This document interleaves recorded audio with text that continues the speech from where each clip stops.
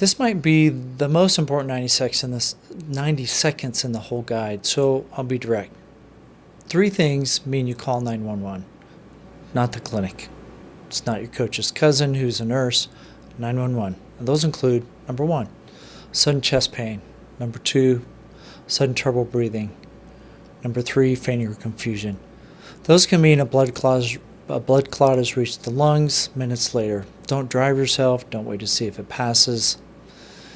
And the next tier, things that mean you call us the same day.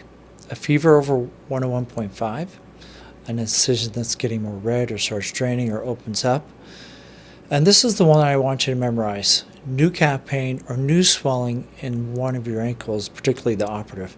That's how a blood clot announces itself. And it usually shows up a few weeks later after surgery, not right after surgery.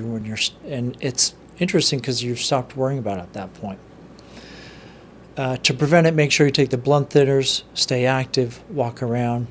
Now, here's the reassurance, because it matters just as much. Bruising can look traumatic. I used to take pictures and share them with people just so they'd appreciate what's normal and not normal, but it honestly scared a lot of my patients.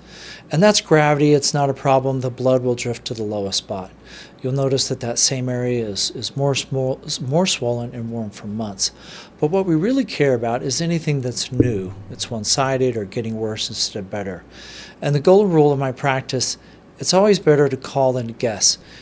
Nobody's ever bothered me by calling about a swollen calf. The numbers are at the top of your guide, so please use them. Most of the time we can get you into the office the next day, check it out.